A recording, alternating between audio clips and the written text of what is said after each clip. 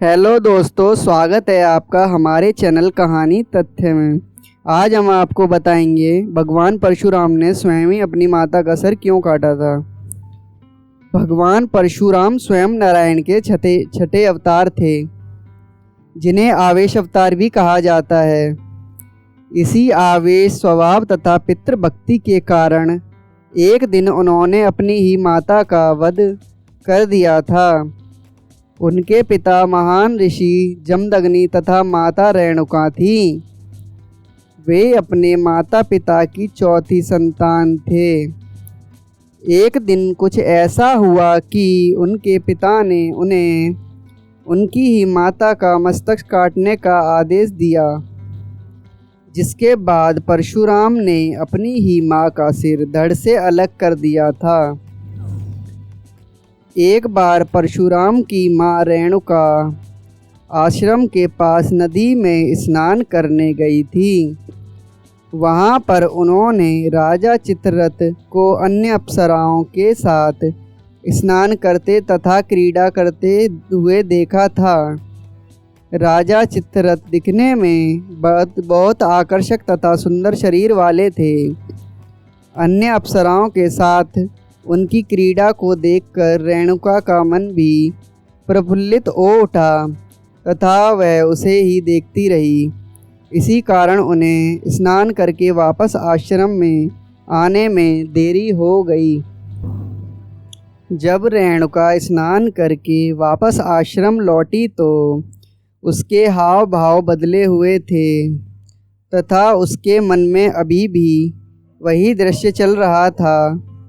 चूँकि ऋषि जमदग्नि एक महान तपस्वी थे, तो उन्होंने अपने तप के बल पर संपूर्ण बात का पता लगा लिया तथा रेणुका का मन भी पढ़ लिया। यह देखकर उन्हें इतना ज़्यादा क्रोध आया कि उन्होंने अपने सबसे बड़े पुत्र को अपनी माँ का गला काट देने का आदेश दिया। उनका सबसे बड़ा पुत्र अपनी माँ के प्रेम में ऐसा नहीं कर पाया। तब उन्होंने अपने दूसरे तथा तीसरे पुत्र को भी यही आदेश दिया, लेकिन वे भी ऐसा कर पाने में असक्षम थे। एक ओर माँ की हत्या का पाप लगता तो दूसरी ओर पिता की आज्ञा की अवहेलना करने का पाप। यह एक धर्म संकट था, लेकिन उन्होंने मात्र हत्या करने से मना कर दिया था।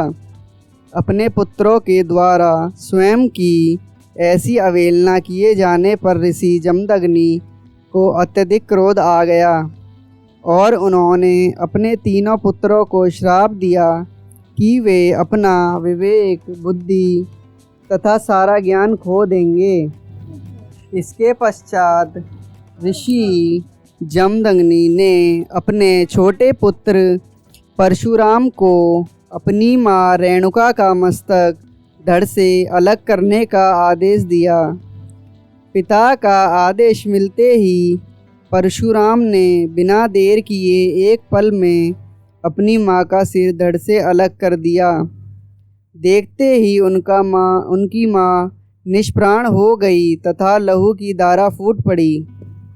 यह देखकर परशुराम के पिता जमदग्नि अत्यधिक प्रसन्न हुए तथा परशुराम को स्नेहपूर्वक कोई वरदान मांगने को कहा।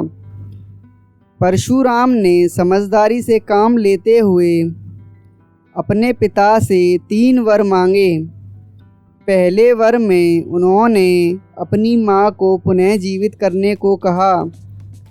दूसरे वर में उन्होंने मांगा कि उनकी माँ को इस चीज़ की स्मृति ना रहे तथा तीसरे वर में उन्होंने अपने तीनों भाइयों का विवेक व बुद्धि मांग ली। ऋषि जमदग्नि अपने पुत्र परशुराम की समझदारी से बहुत प्रसन्न हुए तथा उन्होंने उसे तीनों वर प्रदान कर दिए। इसके पश्चात सब कुछ फिर से सामान्य हो गया तथा परशुराम जी की माँ पुनः जीवित हो उठी। हालांकि भगवान परशुराम ने अपनी माँ रेणुका को पुनः जीवित तो करवा लिया था, लेकिन उनके ऊपर मात्र हत्या का पाप लग चुका था। इससे मुक्ति पाने के लिए उन्होंने भगवान शिव की कठिन तपस्या की थी तथा मातृ हत्या के पाप से मुक्ति पाई थी।